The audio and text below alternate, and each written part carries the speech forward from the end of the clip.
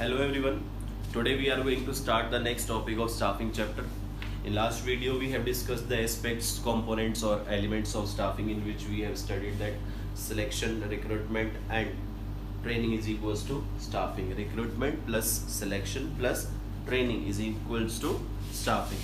So today we are going to discuss the processes of recruitment and selection. In recruitment process, it is very simple, like planning process. There are 4 steps in the process of recruitment. First step is identification of source of recruitment. After estimating the manpower requirement, कि हमें कितनी workforce की requirement है और कैसी workforce की requirement है, वो किस बेसिस पर होती है मैं बता चुका हूँ आपको. वर्कफोर्स एनालिसिस और वर्कलोड एनालिसिस के बेस पर हमें पता चल जाता है कि हमें कितनी एक्चुअल वर्कफोर्स रिक्वायर्ड है और किस टाइप की वर्कफोर्स रिक्वायर्ड है. तो after estimation of that man power requirement, next step is recruitment. Under recruitment there is a process in which there are several steps which any manager need to follow. First step of this process is identification of source of recruitment. Identification of source of recruitment. Students, I have already discussed with you that there are 2 sources of recruitment. First one is internal and the second one is external. In internal we have 2 options, that is transfer and promotion, and in external we have wider choice, means we have many options, like we have web publishing, we have government employment exchange, we have placement and management agencies, we have direct recruitment, labor contractor, casual callers और campus placement भी हो गया.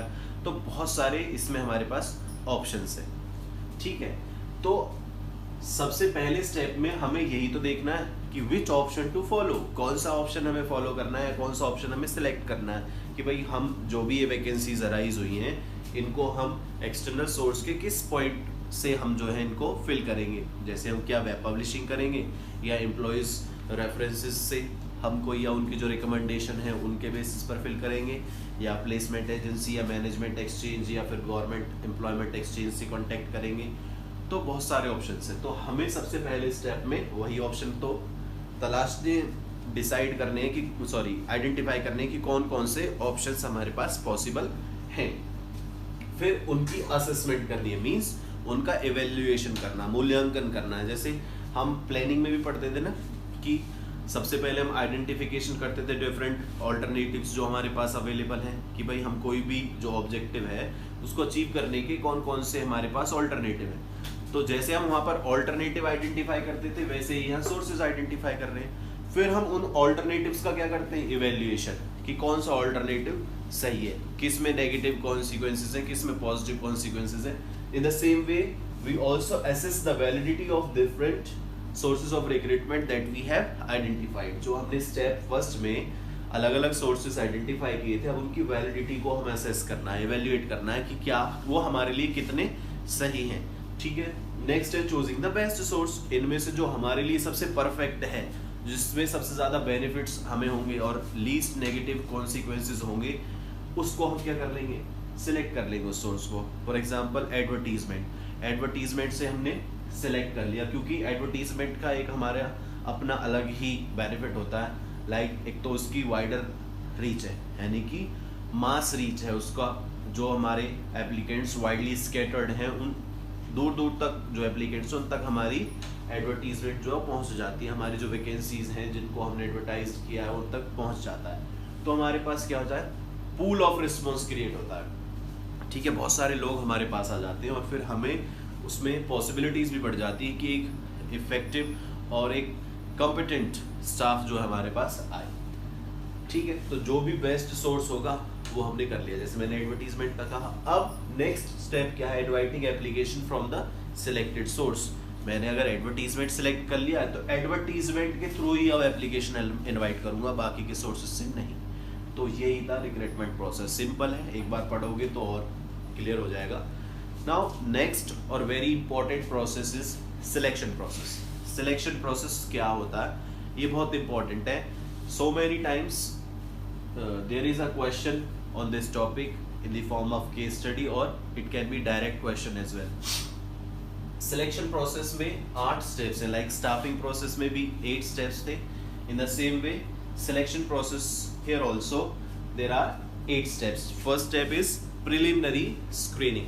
Preliminary screening का मैं आपको कई बार बता चुका हूँ. प्रिलिमिनरी स्क्रीनिंग क्या होता है? Preliminary screening is the rejection of unfit and unqualified candidates based on the information provided by them in the application form or the biodata. यानी कि जो लोग हमारे पास अप्लाई करते हैं, रिक्रूटमेंट से हमने बेस्ट सोर्स से लोगों को बुला तो लिया. अब जो हमारे पास लोग आएंगे उनमें से जो भी जितने भी लोग आए होंगे उन्होंने हमारे पास क्या दिए होंगे? एप्लीकेशन फॉर्म्स दिए होंगे, या फिर उन्होंने हमारे पास बायोडाटा दिया होगा जिसे हम CV या रिज्यूम्स भी कहते हैं, रिज्यूमे. ठीक है, इनमें जो भी उन्होंने इंफॉर्मेशन दी होगी उस इंफॉर्मेशन के बेसिस पर हम देखेंगे कि कौन सा कैंडिडेट हमारे लिए अनसुटेबल है और कौन सा अनफिट है. ठीक है, या नॉट एलिजिबल है. तो उन सारे कैंडिडेट्स को रिजेक्ट कर देना, उनकी एप्लीकेशंस को रिजेक्ट करना ही क्या है? प्रिलिमिनरी स्क्रीनिंग, जिसे हम हिंदी में छटनी भी कहते हैं. ठीक है, कि जो अनफिट कैंडिडेट्स है उनकी एप्लीकेशन फॉर्म जो है एक डस्टबिन में डाल दिया और जो ठीक है उनको सिलेक्शन टेस्ट और एम्प्लॉयमेंट टेस्ट के लिए बुलाएंगे. तो प्रिलिमिनरी स्क्रीनिंग क्या है? जो अनफिट या अनक्वालिफाइड कैंडिडेट्स उनको रिजेक्ट कर देना उनके एप्लीकेशन फॉर्म्स को. किस बेसिस पर? जो भी इंफॉर्मेशन उन्होंने हमें दी है, किसमें? रिज्यूम, CV, बायोडाटा या फिर एप्लीकेशन फॉर्म में. ठीक है, कई बार बायोडाटा, CV या रिज्यूम में वो इंफॉर्मेशन नहीं होती है जो हमें रिक्वायर्ड है, तो उसके लिए हम एक प्रिलिमिनरी इंटरव्यू भी रख लेते हैं. किताबों में आपको नहीं मिलेगा, बट CBSE में है कि पूछ सकता है क्वेश्चन, NCERT में है कि प्रिलिमिनरी इंटरव्यू क्या है कि अगर कोई information biodata, CV, resume, application form में अवेलेबल नहीं है तो हम उस एप्लीकेंट को बुला सकते हैं फॉर प्रिलिमिनरी इंटरव्यू. उसमें हम वही इंफॉर्मेशन पूछेंगे जो हमें रिक्वायर्ड. अभी हम उसका टेस्ट नहीं ले रहे हैं. जैसे सपोज करो किसी बायोडाटा में उसकी क्वालिफिकेशन नहीं है. ठीक है, वैसे तो ऐसा होता नहीं है कि बिना क्वालिफिकेशन के बायोडाटा बन जाए. या फिर सपोज करो उसका प्रीवियस एम्प्लॉयर कौन है वो नहीं लिखा है. ठीक है, एप्लीकेशन फॉर्म में ये कुछ इन्फॉर्मेशन मिसिंग है, तो हम क्या करेंगे? हम कॉल कर लेंगे उस एप्लीकेंट को, क्योंकि उसका मोबाइल नंबर और कॉन्टेक्ट डिटेल्स हमारे पास होंगे उसके एप्लीकेशन फॉर्म में. उसको कॉल करेंगे और ये सारे क्वेश्चंस उससे पूछ लेंगे. इन क्वेश्चंस को पूछना ही क्या है? प्रिलिमिनरी इंटरव्यू है. क्लियर? तो प्रिलिमिनरी स्क्रीनिंग का हो गया. नेक्स्ट स्टेप कि जो शॉर्ट लिस्ट हुए, यानी कि जिनका जो प्रिलिमिनरी स्क्रीनिंग किया हमने उसमें कुछ तो रिजेक्ट हो गई एप्लीकेशन फॉर्म्स. ठीक है, जो बचे हैं शॉर्ट लिस्ट जो है उनको हम क्या करेंगे? सिलेक्शन टेस्ट के लिए बुलाएंगे. क्लियर? सिलेक्शन टेस्ट या हम इसको एम्प्लॉयमेंट टेस्ट भी कहते हैं. सिलेक्शन टेस्ट या फिर एम्प्लॉयमेंट टेस्ट भी कहते हैं. देखो बच्चे, ये भी बड़ा इंपॉर्टेंट पॉइंट है क्योंकि इसमें 5 टाइप्स ऑफ टेस्ट है. ठीक है, तो ये सिलेक्शन टेस्ट या एम्प्लॉयमेंट टेस्ट जो होता है ये हम टेस्ट किस लिए लेते हैं? टू जज द एलिजिबिलिटी और the suitability of the selected candidate और the applicant for the job.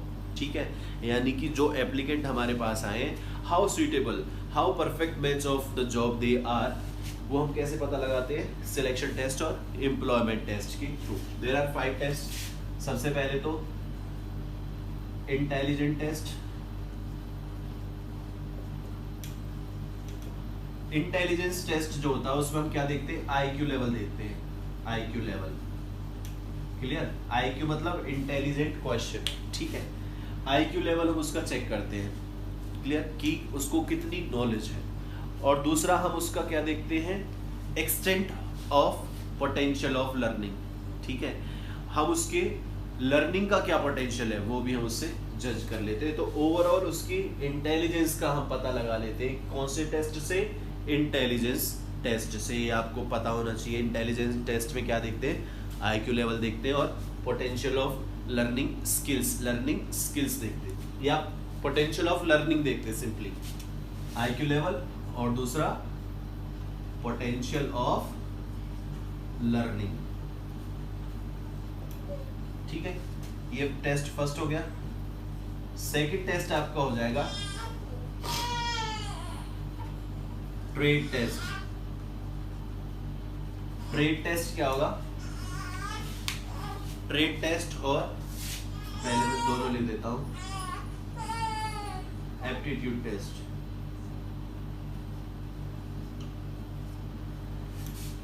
देखो एप्टीट्यूड का मतलब क्या होता है? एप्टीट्यूड का मतलब होता है एप्रोप्रिएटनेस, कि कोई भी जो कैंडिडेट है वो कितना एप्रोप्रिएट है हमारे लिए, या कितना सुटेबल है। ठीक है, तो इसमें हम क्या देखते हैं? उसका potential of learning new skills. ठीक है, यानी कि उसका हम पोटेंशियल देखते हैं। If we give the training to the selected candidate और the applicant, that how his potential is available in him, यानी कि what kind of potential he possessing to learn the new skills. यहाँ पर तो हमने देखा था कि उसका पोटेंशियल क्या है? लर्निंग का। ठीक है, यहाँ पर लर्निंग न्यू स्किल्स का ही सिर्फ पोटेंशियल, यहाँ पे तो IQ लेवल और लर्निंग पोटेंशियल देगा, यहाँ पे potential of learning new skills देखना एप्टीट्यूड टेस्ट में, यानी कि कितना अप्रोप्रिएट होगा इन फ्यूचर वो हमारे लिए, जिस जॉब के लिए हम उसको सिलेक्ट कर रहे हैं। तो इनमें कंफ्यूज आपको नहीं होना है। इंटेलिजेंट टेस्ट में तो सिर्फ IQ लेवल और पोटेंशियल ऑफ लर्निंग देखना है, और एप्टीट्यूड टेस्ट में उसका potential of learning new skills देखना है। ठीक है, क्योंकि हम ऐसे कैंडिडेट को ही सिलेक्ट करेंगे जो परफेक्ट मैच हो हमारी जॉब के लिए इन फ्यूचर एज वेल। आज तो जो जॉब के लिए हम उसको सिलेक्ट कर रहे हैं वो तो ठीक है, बट हमारा बिजनेस एनवायरनमेंट क्या है? डायनेमिक है। तो हमें अभी कभी उसको ट्रेनिंग देने की जरूरत पड़े तो क्या वो न्यू स्किल्स को लर्न कर पाएगा, ये भी हम जज कर लेते हैं सिलेक्शन टेस्ट के थ्रू। एक होता है ट्रेड टेस्ट। देखो जैसे मैंने यहाँ का potential of learning new skills, नई स्किल्स सीखने का क्या पोटेंशियल है, वो तो एप्टीट्यूड टेस्ट में हो गया। अब ट्रेड टेस्ट में देखेंगे कितनी एग्जिस्टिंग स्किल्स हैं, प्रोफेशनल नॉलेज कितनी है उस जॉब की जिस जॉब के लिए हम उसे सिलेक्ट कर रहे हैं। ठीक है, तो यहां पर हम देखेंगे एक्सटेंट ऑफ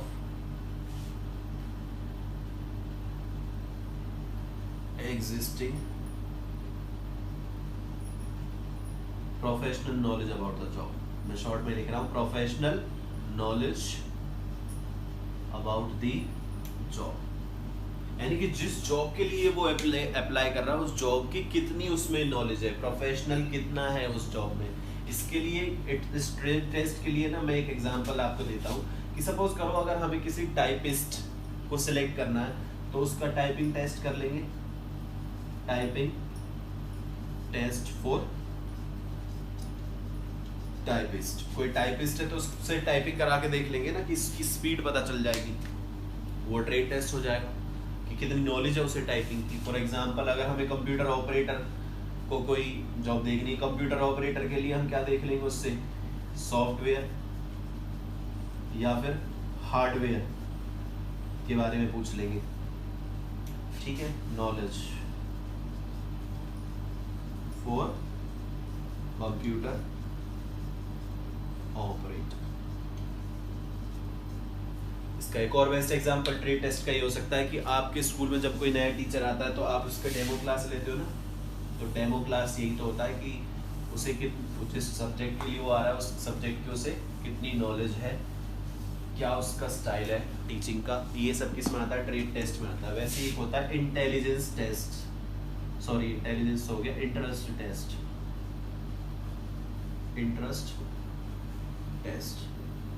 इंटरेस्ट टेस्ट में हम उसका पैटर्न ऑफ इंटरेस्ट देखते हैं।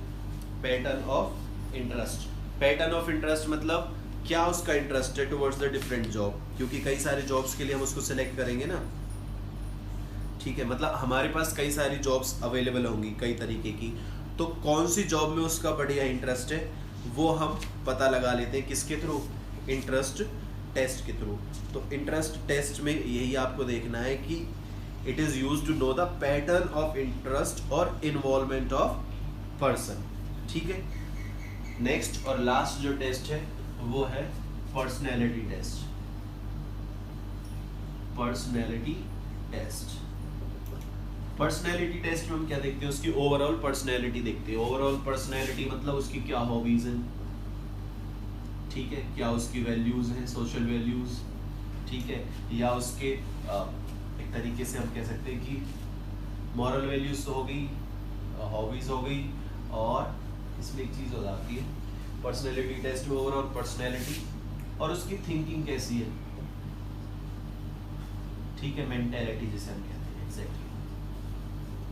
तो ये सारी चीजें उसकी पर्सनैलिटी टेस्ट में कवर हो जाती है। Personality test provide clues to a person's emotions, reactions, ये भी लिख देता हूँ, इमोशंस और रिएक्शंस पर भी ये काम करती है, ठीक है। क्या उसके इमोशंस हैं, सोशल वैल्यूज कैसी, उसकी कैसी हॉबीज हैं, उसकी थिंकिंग मेंटेलिटी कैसी है, ये सारी चीजें हम पर्सनैलिटी टेस्ट में पता लगाते हैं, ठीक है बेटा।